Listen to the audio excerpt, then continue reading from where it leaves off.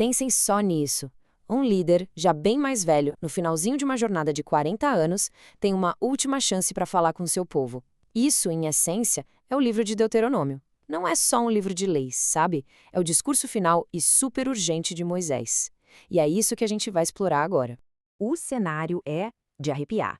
Depois de 40 longos anos no deserto, aquela geração que conheceu a escravidão no Egito já não existe mais. Agora é uma nova geração que está ali nas planícies de Moabe, bem na beira da Terra Prometida.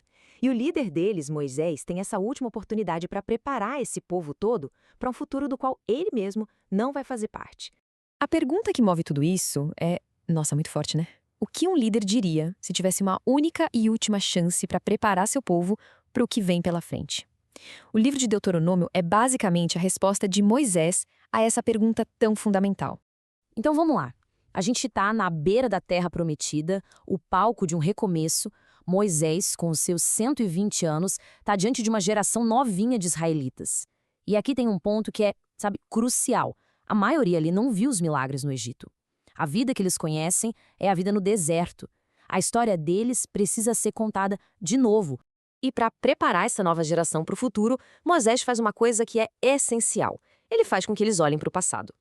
É aqui que a gente entra na seção de lembrar a longa jornada, com suas vitórias e, o que é mais importante, seus fracassos. A mensagem é muito clara. Para não repetir os erros, primeiro eu preciso conhecer esses erros. Olha, esse slide aqui resume essa jornada de 40 anos de um jeito bem claro. Começa tudo lá no Monte Sinai, quando a lei é entregue, mas o ponto da virada mesmo é em Cádiz Barneia. Foi lá que o medo e a rebelião levaram a uma sentença de 4 décadas no deserto. Uma geração inteira morreu ali. Agora, em Moabe, os filhos deles têm a chance de fazer diferente.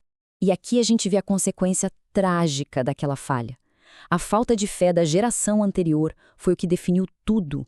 A recusa em entrar na terra teve um custo altíssimo. E é por isso que Moisés agora está implorando para os filhos deles, sabe? Desesperado para que a história não se repita.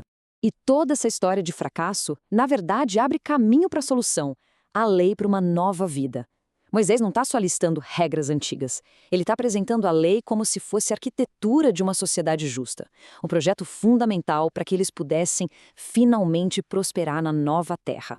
E bem no centro de tudo, no coração da lei, está essa declaração, que é conhecida como o Shema. Esse é o pilar central. Antes de qualquer regra sobre comportamento, vem o princípio básico, um relacionamento exclusivo e total com Deus. Todo o resto vem a partir daí. Para a gente entender a lei, é fundamental entender o que significa essa aliança. Isso é bem mais que um contrato. É um pacto sagrado, quase como os votos de um casamento. Não é uma lista de regras frias, mas os termos de um relacionamento.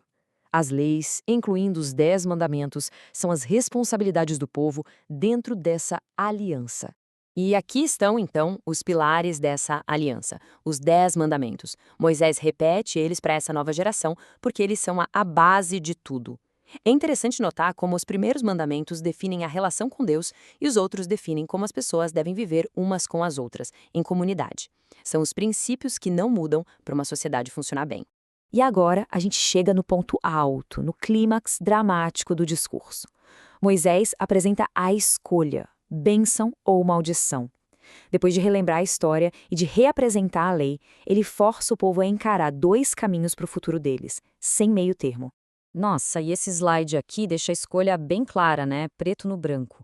A obediência à aliança leva à bênção, vida, prosperidade e segurança.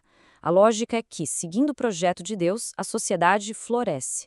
Do outro lado, a desobediência leva à maldição, ao colapso social, doença, derrota, exílio.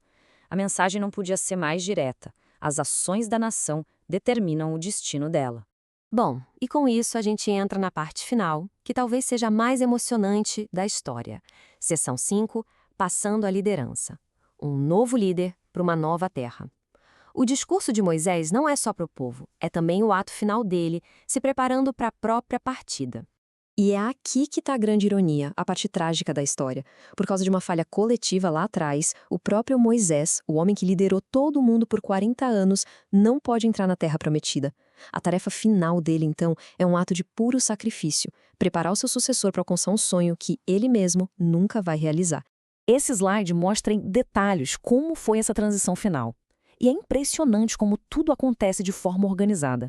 Moisés termina o discurso, nomeia Josué publicamente como novo líder e sobe num monte para poder, pelo menos, ver a terra de longe.